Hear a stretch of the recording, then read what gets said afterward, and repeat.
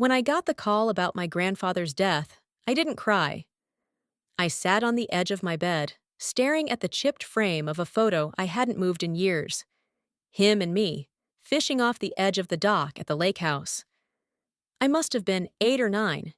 He had this faded baseball cap on, the one he wore even when it didn't match anything, and he was laughing at something I said, even though I know now it probably wasn't funny at all. That was before things went cold. Before the family decided I wasn't really one of them anymore. My grandfather, Edward Crane, had built his fortune the hard way. Real estate, construction, a chain of hardware stores that bore his name across 6 counties. To the town, he was a local legend. To the family, he was the sun around which we were all supposed to revolve. But I broke orbit years ago.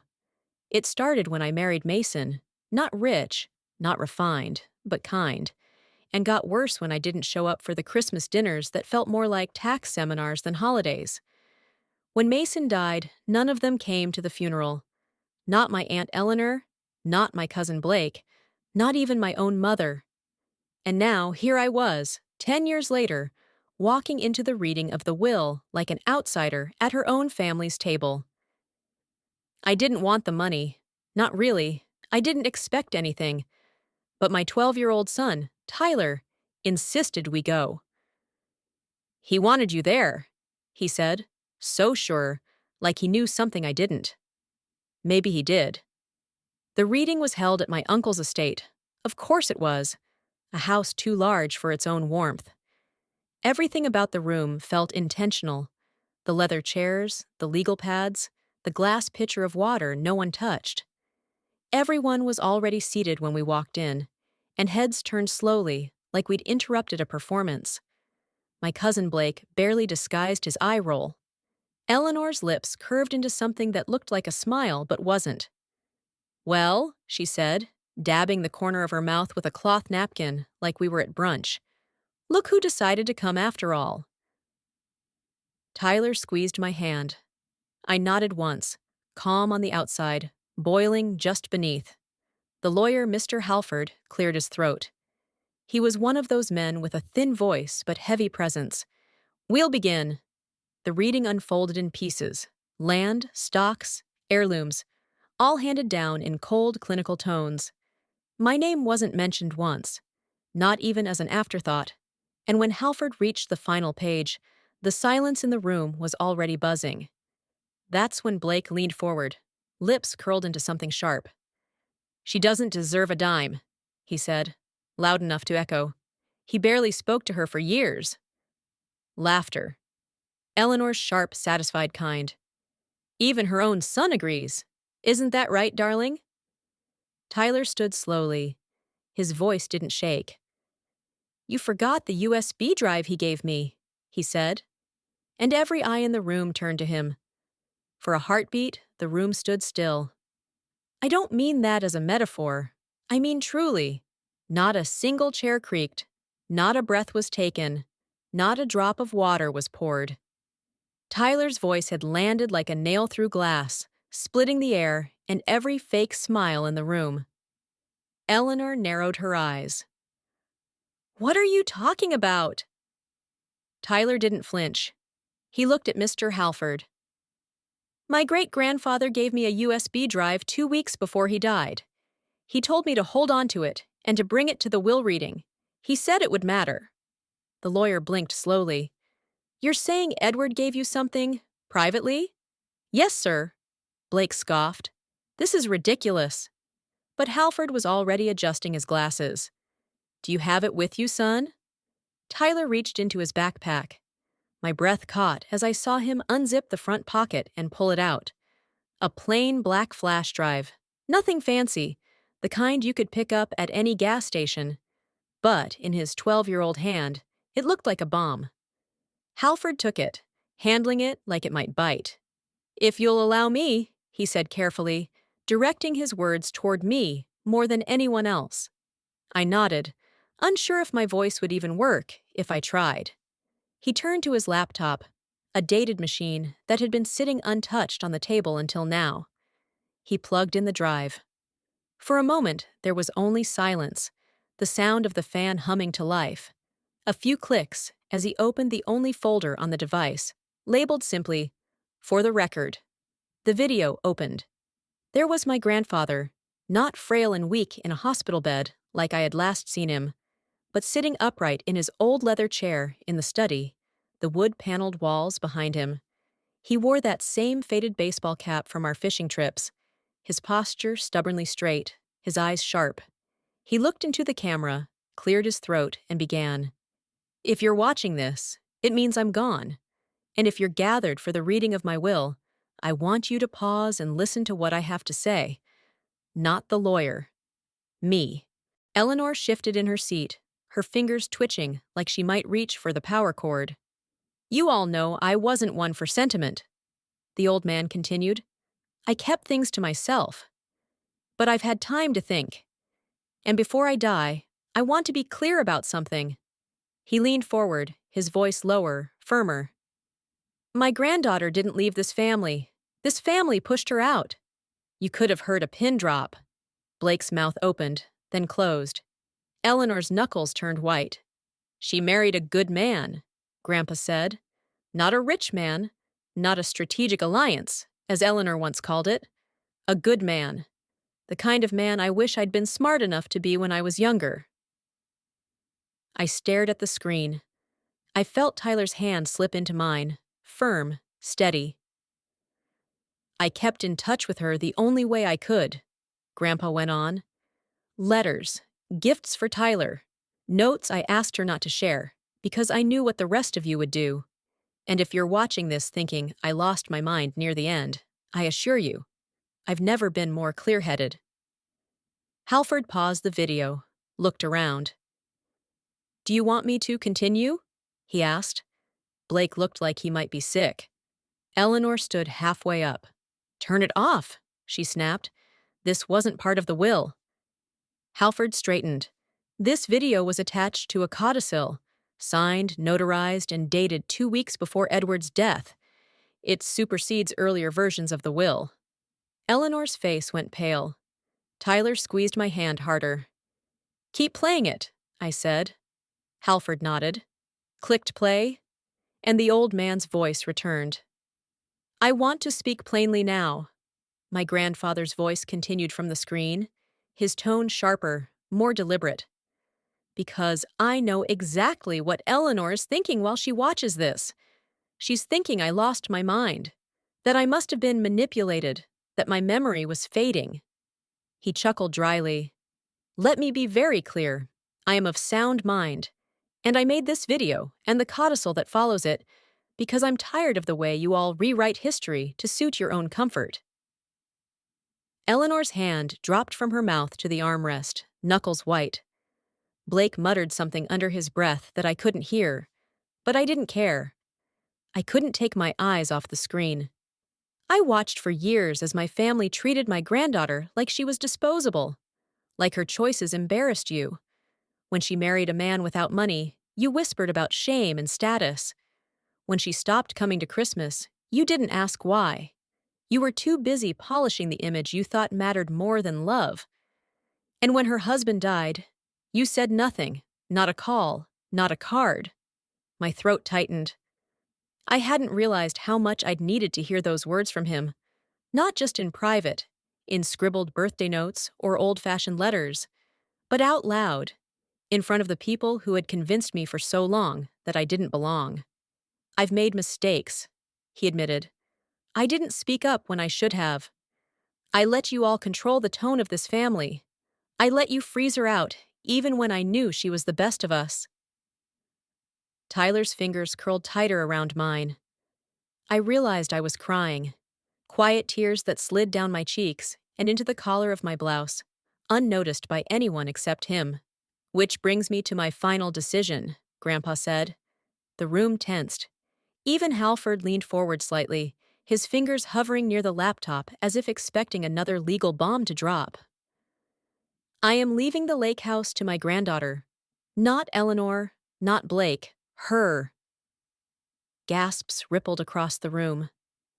The house was always meant to be a place of peace. It was the only place I ever saw her smile the way her grandmother used to. I've also set aside a trust, not a fortune, but enough to rebuild something. Enough for Tyler to go to college if he chooses. Enough to give them a fresh start, far from all this. Eleanor stood now, her voice shrill. This is absurd. This is emotional manipulation. That house is family property. No, Halford interrupted smoothly.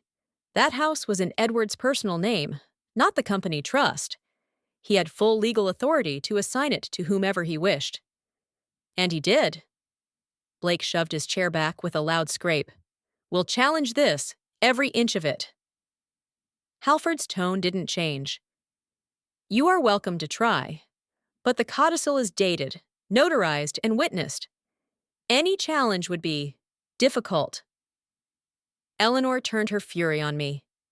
You think this makes up for all those years? You think walking in here with your little act, with your boy, wins you some kind of moral trophy? I didn't respond. I didn't need to. Grandpa's voice hadn't finished yet. There are more things I should have said in life. I'm saying them now, the only way I know how. If you're watching this and you're angry, good, that means you heard me. And with that, the screen went black. Halford closed the laptop softly. No one moved. We left the estate in silence. The kind of silence that buzzed inside your ears long after the car had pulled away. Tyler sat in the passenger seat, holding his backpack against his chest like a shield. I didn't say much. Not because I didn't have anything to say, but because everything inside me felt too heavy, too full. It wasn't just the shock of what Grandpa had done. It was the weight of being seen, finally, and the fear of what would come next. Because I knew Eleanor. She wasn't someone who walked away quietly, especially not when humiliated in front of a room full of people she once believed she controlled. By the next morning, the phone calls had started. I didn't answer. My voicemail filled with clipped messages from unfamiliar numbers. We'd like a quick statement regarding the Crane estate. Please call us back at your earliest convenience. A few were less polite. A woman I didn't know called me greedy. One man asked if I felt proud tearing apart my family. I recognized the voice as one of Eleanor's longtime friends, the kind who called her a real lady, while turning a blind eye to the way she treated anyone without a net worth. The local paper published a brief column 2 days later. Just a few lines buried in the business section, but it was enough to confirm what I'd feared. Eleanor had filed a challenge. Blake's name was listed under hers. A contested codicil, claiming Edward had been coerced in his final weeks, influenced by misinformation, and emotionally manipulated. I stared at the words until the ink blurred. I should have been angry, but mostly I just felt tired. Tired in a way that made my bones ache. Tired of fighting shadows. Tired of being dragged back into their world just when I thought I had finally stepped away. You okay, Mom? Tyler asked that night.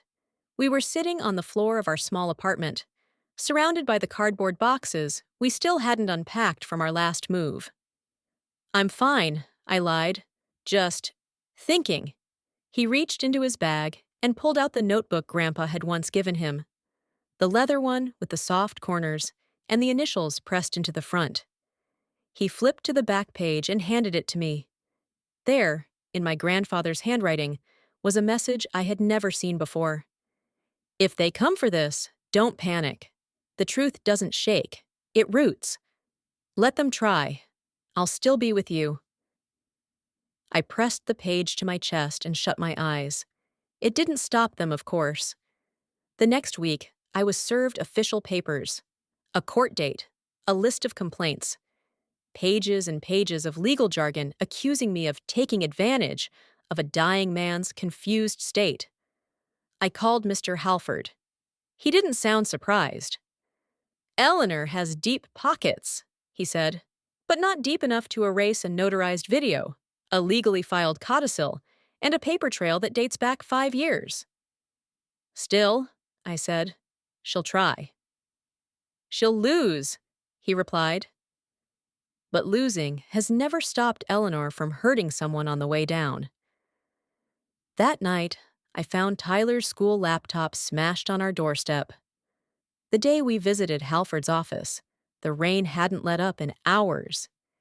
It tapped against the windows in steady rhythm, soft but relentless, like a clock counting down. Tyler sat beside me in the waiting room, scribbling in the corner of his grandfather's notebook. His new laptop, courtesy of Halford's firm, rested in his backpack, untouched.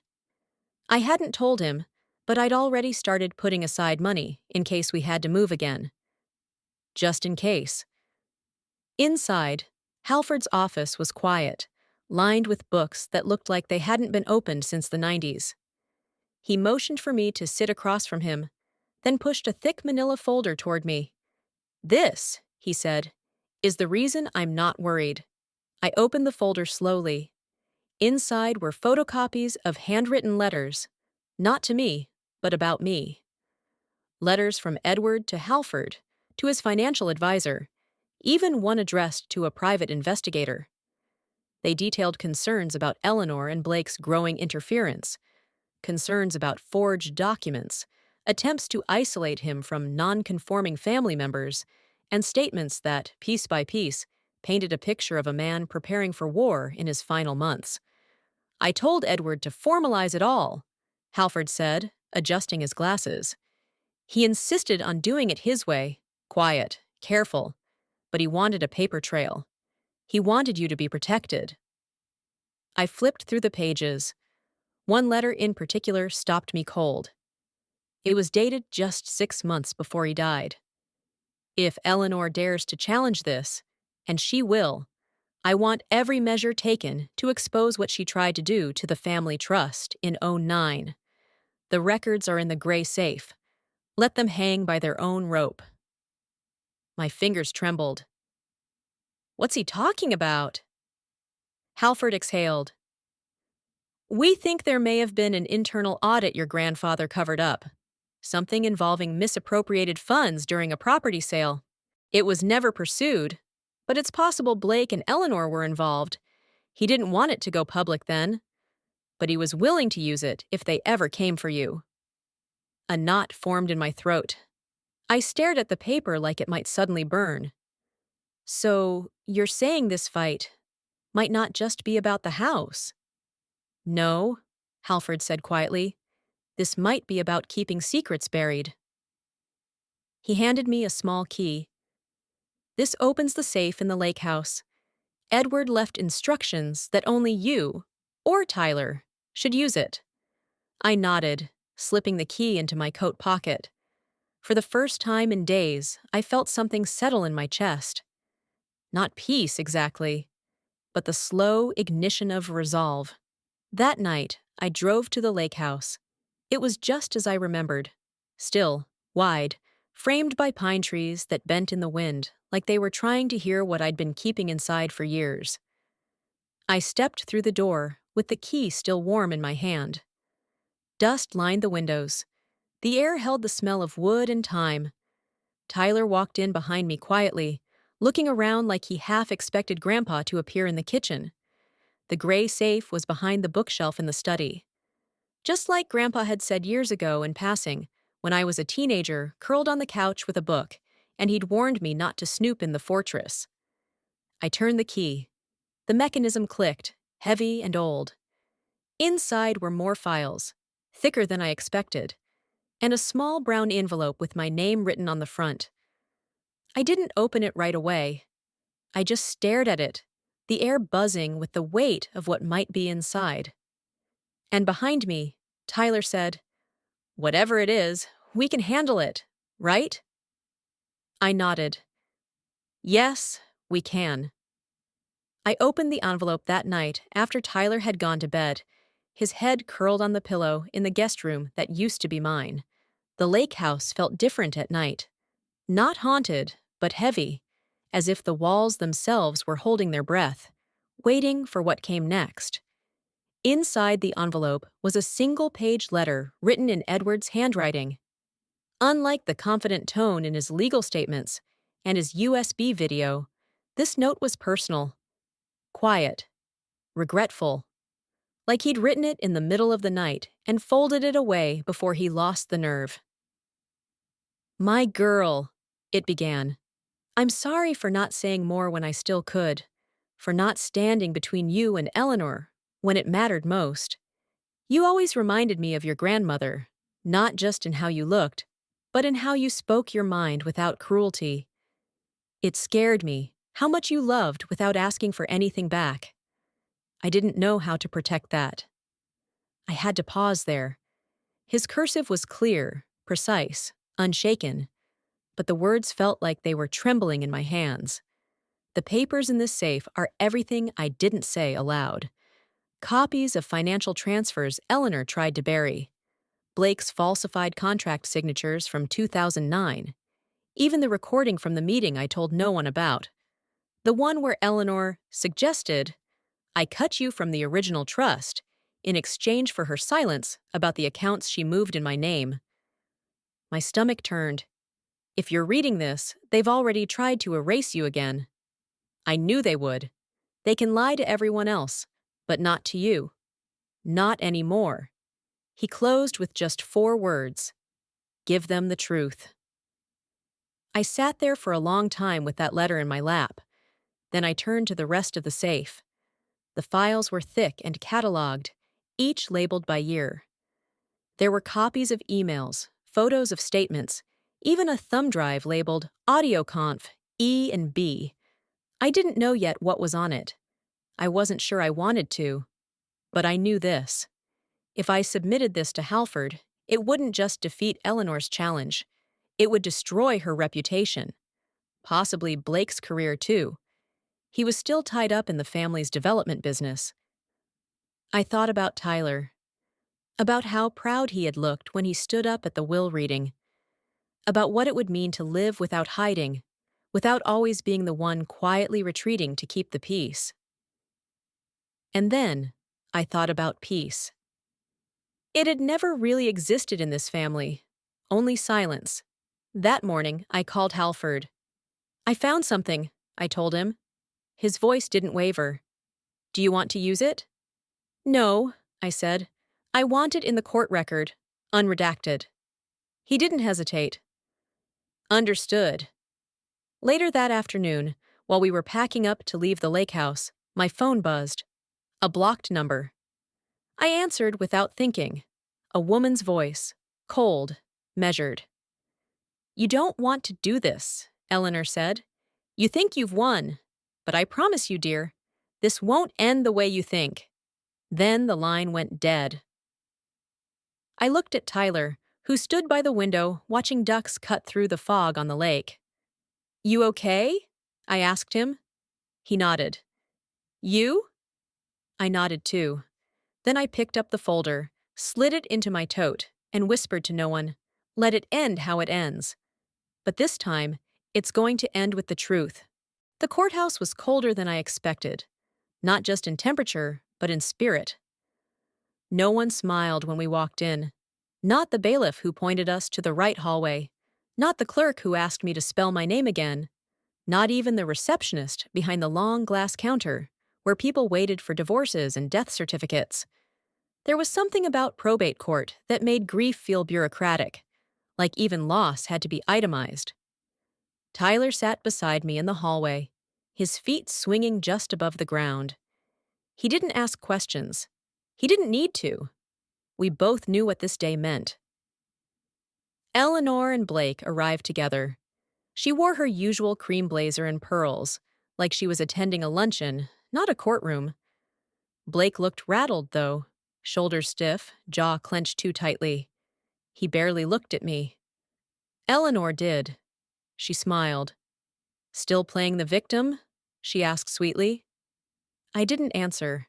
There wasn't anything left to say to her that wasn't already inside that folder Halford had submitted.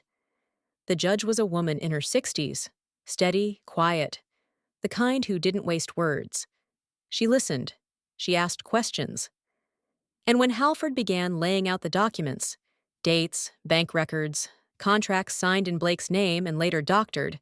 Her pen moved slowly but deliberately. She didn't blink when he played the audio from the thumb drive. The moment Eleanor's voice filled the courtroom, calm and unmistakable. "You cut her out, Edward, and I'll make sure your accounts stay clean. Don't. And maybe I remember a few things differently under oath." Blake's face turned gray. Eleanor crossed her legs and said nothing. And then it was my turn to speak. I stood. My hands shook, not from fear, but from the release of it. I told them what I had known for years, but never had proof of. I told them about the silence after Mason died, the exclusion from holidays, the unspoken judgment that followed every one of my choices. I told them about the letter, about the key, about the notebook Edward had given to Tyler. "I didn't come here to fight for money," I said. "I came here because I want my son to know that truth matters. That dignity doesn't mean staying quiet, that silence isn't strength, and that some names, even family names, aren't worth protecting when they're built on lies." The room was silent when I sat back down. And then Eleanor stood. "I don't accept any of this," she said firmly. "It's a smear campaign, a manipulation. My father was clearly being influenced." The judge raised her hand. "Ms. Crane," she said evenly, "this isn't a debate. This is evidence. And unless you have something that contradicts it, I suggest you remain seated." Eleanor hesitated and sat. Not because she agreed, but because, for the first time in my life, she had nothing left to say that could save her. That night, I didn't sleep. Not out of fear, but because the silence felt different. It was the first time in a long while I wasn't bracing for the worst. Instead, I was waiting. Waiting to see who Eleanor would become now that the ground beneath her had cracked. Waiting to see if Blake would finally stop pretending not to notice what she really was. And waiting, too, for the final piece of the puzzle. The one Edward hinted at in a single line of his letter, buried deep between formal legal plans and quiet personal sorrow. The next morning, I was sipping weak motel coffee when Halford called. "Blake asked to speak with you," he said. I almost laughed. "You're joking." "He asked to speak alone. He said he wouldn't go through Eleanor." I paused. "Why?" Halford hesitated, which he rarely did. "He didn't say, but I don't think it's a trap." I agreed to meet him in the courthouse courtyard an hour before the next session. The benches out there faced an old fountain that hadn't worked in years. It wheezed a little when the wind caught the spout, like it was tired of pretending it still had water to give. Blake was already there when I arrived. No blazer, no tie. Just a worn button-up and the look of a man who'd aged 10 years in 2 nights. "I didn't know about the audio," he said, before I could sit down.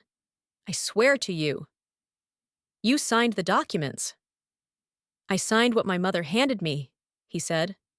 "I was 22. I didn't ask questions. I didn't care." I studied him. He looked sincere. That was the problem with Blake. He always had. "She's going to lose," I said quietly. "You know that." "I know." He nodded, eyes fixed on the broken fountain.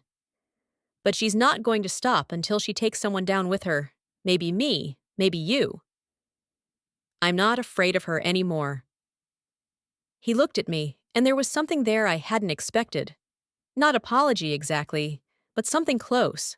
A reluctant understanding. "I found something," he said. "In the basement of her house. It was from Edward." "What kind of something?" "It was in an envelope marked, 'In the event of emergency.'" He reached into his coat and handed me a flash drive. "She doesn't know I saw it. I copied it." I stared at the drive. "Why give it to me?" "Because I think it was meant for you. And because I'm done being her puppet." A part of me wanted to throw it away. I didn't trust Easy anymore, but I nodded and took it. Back in the courtroom, I handed it to Halford. "Check this carefully." He raised a brow. Where did this come from? From the last person I thought might actually do the right thing. We didn't open it that day. There wasn't time. But I had a feeling. Whatever was on it, it would change everything. Halford called me at midnight. He didn't waste time on pleasantries. You need to come in early tomorrow, he said. I've reviewed the contents of the flash drive Blake gave you. There's a video file, sealed, encrypted, and marked for the court, not just for you. I sat up in bed. What's on it? He paused. Something I don't think even Blake fully understood. The next morning, the courtroom was quieter than before. No reporters this time. No long looks from strangers who wanted gossip with their coffee. Just the tired core of the Crane family, or what was left of it. Eleanor looked thinner. Not defeated, not yet, but diminished. The shine had worn off her pearls. When Halford rose, he handed a USB drive to the court clerk with calm precision. This, he said, is a supplemental submission of evidence, prepared and authenticated by the deceased, Edward Crane. It includes a recorded statement intended for this court, should further dispute over the codicil arise. The judge nodded once. Proceed. The video clicked on. Edward appeared again, sitting in the same study where he'd recorded the first message, though this time he looked older. His voice, however, was clear. Focused. If you're watching this, he said, then you've heard the first half. But I have one more truth to leave behind. He exhaled. 30 years ago, I made a decision that shaped the rest of this family. A decision that created resentment, entitlement, and silence. I handed too much to Eleanor. I did it because she reminded me of my own ambition, my drive. But I forgot that ambition without conscience is rot. Eleanor shifted in her chair. I discovered, far too late, that Eleanor misused her position. She redirected company assets, pushed out junior partners, and strong-armed family decisions through manipulation and fear. I ignored it because she made money. But money is never the measure of a legacy. And I see that now. He looked straight into the camera. To my granddaughter, if they are still fighting you, if they've tried to erase you again, let this be the final word. The lake house is yours. The trust is Tyler's. And if you choose to release the attached documents, they will show the full scope of Eleanor's actions, and the legal protections I left in place to ensure the court can act accordingly. The screen went black. The judge folded her hands. Do you intend to release the attached documents? She asked. Halford looked at me. I stood. Yes, I said. In full. Eleanor stood suddenly. This is outrageous. He wasn't thinking clearly. This is slander. It's his voice, the judge replied calmly. And his will. Literally and legally. Eleanor's mouth opened, but Blake rose slowly beside her. I won't object, he said. She turned to him like he'd slapped her. You ungrateful? He didn't answer. He just sat back down, eyes straight ahead. The judge gavelled the room into silence. Then we will reconvene tomorrow for a final ruling, she said. Until then, the court is adjourned. I stayed in my seat for a long moment after she left. I felt Tyler's hand slip into mine. He didn't say anything. He didn't need to. The courtroom felt different that day. Not lighter, not yet, but quieter. As if everyone present could feel that something was finally coming to rest, even if the dust hadn't settled.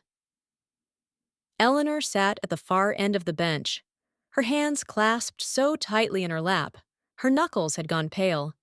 She hadn't spoken to Blake since the day before. He sat 2 rows behind her now, not beside her. And that space said everything. When the judge entered, no one moved. She didn't waste time. This court has reviewed the original will, the submitted codicil, all documentary evidence provided, and the 2 video statements recorded and verified by Edward Crane in the final months of his life, she began. It is the opinion of this court that Mr. Crane was of sound mind and acted without coercion. The documents in question are valid and binding." She paused, then looked directly at me. "The lake house shall remain in the possession of the named beneficiary. The trust assigned to her son shall be released in full. All additional allegations raised by the contesting parties are dismissed." Eleanor stood. "I intend to file for—" The judge raised her hand. "You may do as you wish, Ms. Crane, but I would caution you that further action may expose you to civil countersuit, given the documentation on record." Eleanor's mouth opened, then closed. The gavel came down. Court adjourned. I didn't cry. Not because I wasn't overwhelmed, I was, but because the moment didn't belong to me alone. It belonged to everyone Edward had failed to protect until it was nearly too late, and to the boy beside me, whose voice in that room weeks ago had started all of this. Outside, Tyler reached for my hand as we walked through the courthouse doors. "Does this mean it's over?" he asked. I looked up at the sky. It was gray, but not heavy, just quiet. "It means we can begin," I said. We spent that weekend at the lake house. Just the two of us. No lawyers, no files, no letters. Tyler skipped rocks and named the squirrels that ran along the dock's edge. I unpacked a few things I'd been too afraid to bring before. Framed photos. A book Edward once read to me when I was his age. The notebook Tyler had filled with questions and drawings over the last few weeks. And on Sunday night, I pulled out the last letter. The one I hadn't read. The one Edward had written not to me, but to Tyler. It wasn't long. "I knew you'd be the one brave enough to speak, brave enough to stand. I hope this house gives you peace. I hope your mother forgives the time I wasted. And I hope you never forget what she taught me near the end. That silence may protect comfort, but truth protects legacy." I folded it back up and handed it to Tyler. He didn't say anything. He just kept it in his lap while the sun went down.